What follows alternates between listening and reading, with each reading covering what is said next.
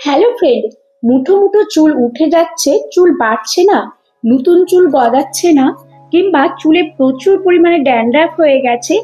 আর যেখানে সেখানে লোকের সামনে কিন্তু চুল এতটাই চুলকোতে হয় যে মাঝে মাঝে নিজেদেরকে একটু লজ্জায় পড়ে যেতে হয়।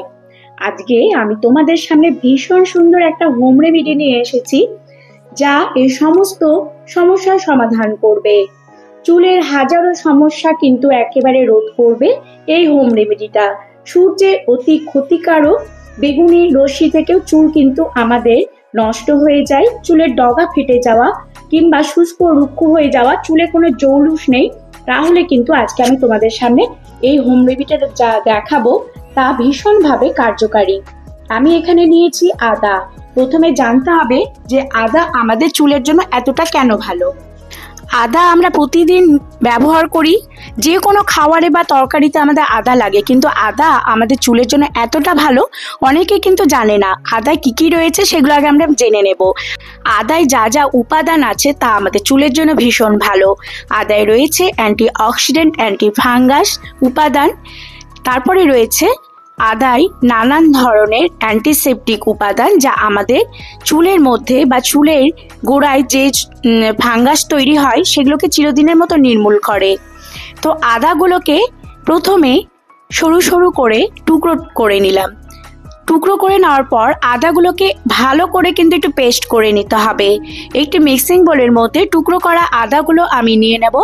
তার মধ্যে নিয়ে নেব খানিকটা জল, কারণ আদাটাকে খুব ভালো করে পেস্ট করে নিতে হবে। আদায় থাকা ভিটামিন, মিনারেল, ফ্যাটি অ্যাসিড ও জিঞ্জারেল নামক অ্যান্টিঅক্সিডেন্ট চুলের স্বাস্থ্য বজায় রাখতে সাহায্য করে। আদার রস চুলের সৌন্দর্য বৃদ্ধি করে, খুশকি রোধ করে, চুলের জৌলুস বাড়াতে সাহায্য করে। তো এবার কিভাবে আমি এই সুন্দর হোম রেমেডিটা তৈরি করে নিচ্ছি সেটি তোমাদের সাথে শেয়ার করে নেব। আদার যে আমি পেস্ট করে নিয়েছি সেটিকে একটি বোলের মধ্যে নেট দিয়ে খুব ভালো করে কিন্তু ছেঁকে নিয়ে সমস্ত নির্যাসটিকে বার করে নেব। আর বেশি জল নয়, সামান্য একটু জল দিয়েছি, কারণ বেশি জল দিলে আদার গুণটা কিন্তু নষ্ট হয়ে যাবে। আদার রসটা আমি বার করে নিলাম। এবার একটি বোল নিলাম, ছোট একটা বোল, তার মধ্যে নিয়ে নেব অ্যালোভেরা জেল। আমি এখানে জোবিসের অ্যালোভেরা জেল নিয়েছি, তোমরা যে কোনো অ্যালোভেরা জেল নিতে পারো, কিংবা বাড়ির গাছের অ্যালোভেরা জেল দিলেও হবে। অ্যালোভেরা জেল 2-3 চামচ নিয়ে নিলাম। আর অ্যালোভেরা জেল আমাদের চুলকে সিল্কি করে, স্মুথ করে, এবং চুল যাদের একেবারে রুক্ষ খুস্কো হয়ে গেছে তাদের জন্য অ্যালোভেরা জেল কিন্তু দারুণ একটি উপাদান। এবার তার মধ্যে নিয়ে নেব 2 ভিটামিন ই ক্যাপসুল। আর ভিটামিন ই ক্যাপসুলও আমাদের চুলের জন্য ভীষণ ভালো। যে কোনো খুশকি রোধক শ্যাম্পু কিংবা লোশনে কিন্তু vitamin E capsule, aloe vera gel এগুলো মেশানো থাকে। তো ভিটামিন ই ক্যাপসুলের যে নির্যাসটি আছে সেটিকে চেপে বের করে নেব। যার যেমন চুল সেই লেন্থ অনুযায়ী নেবে। যাদের বড় চুল তারা 4টে নিতে পারো, আর আমার মাঝারি গড়নের চুল আছে তাই আমি এখানে 2টো নিলাম। আর অ্যালোভেরা জেলেরও কিন্তু পরিমাণটা তোমরা পরে বাড়িয়ে নিতে পারো। চুল হিসেবে কিন্তু এই লোশনটি তৈরি করে নিতে হবে। তো আমি এখানে ভিটামিন ই ক্যাপসুলটাকে পুরোটাই বার করে নিলাম। এবার এখানে নিয়ে নিয়েছি একটা লেবু। তো আমি এখানে পুরো একটা লেবু দেব না, আমি হাফ লেবু দেব। আর যাদের বেশি চুল আছে, বড় চুল আছে, তারা একটা পুরোটাই দেবে। লেবুর রসটা আমি পুরোটা নিংড়ে বের করে নেব। তো বন্ধুরা, এই যে লোশনটা আমি তোমাদের সামনে করে দেখাচ্ছি, এই লোশন চুলের জন্য এতটা ভালো যে তোমরা ব্যবহার না করলে বুঝতে পারবে না। আমরা নানান ধরনের অ্যান্টিসেপটিক লোশন কিংবা আমরা অ্যান্টি ড্যান্ড্রাফ লোশন ব্যবহার করি চুলের ফাঙ্গাস দূর করার জন্য, খুশকি রোধ করার জন্য।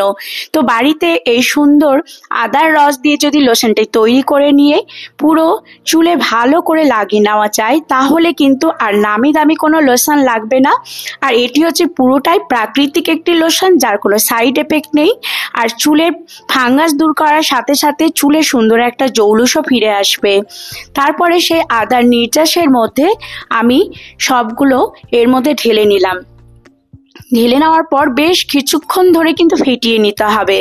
এর মধ্যে যে অ্যালোভেরা জেলগুলো আছে সেটি যেন ভেসে ভেসে না যায় সেটিকে দেখতে হবে, আর খুব ভালো করে মিশিয়ে নিতে হবে।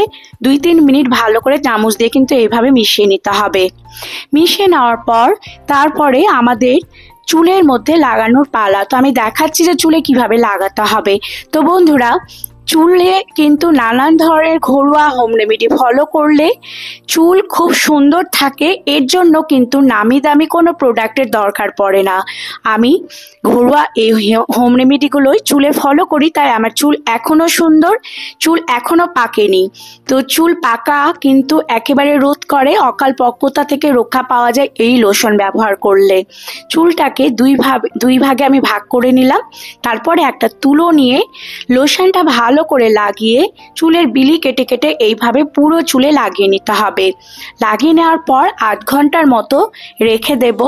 তারপরে সেই দিন কিন্তু শ্যাম্পু নয়, শুধু ঠান্ডা জল দিয়ে চুলটাকে ধুয়ে ফেলবো। আর যদি খুব অস্বস্তি বোধ হয় তাহলে হালকা কোনো শ্যাম্পু দিয়ে চুলটাকে ওয়াশ করে নেওয়া যেতে পারে। তো দেখতে পাচ্ছ যে বন্ধুরা, এইটা আমার চুল লাগানোর পর কতটা সুন্দর লাগছে। তোমরা যদি সুন্দর হেয়ার পেতে চাও আর চুলের যদি কোনো সমস্যা না চাও তাহলে আজই তৈরি করে ব্যবহার করতে শুরু করে দাও এই সুন্দর লোশনটি। এই লোশনটা কিন্তু খুব উপকারী একটি লোশন, প্রত্যেকেরই খুব কাজে লাগবে। ভালো লেগে থাকলে সাবস্ক্রাইব করার অনুরোধ রইল, আর অবশ্যই তোমরা কমেন্ট করে কিন্তু আমাকে অবশ্যই জানাবে।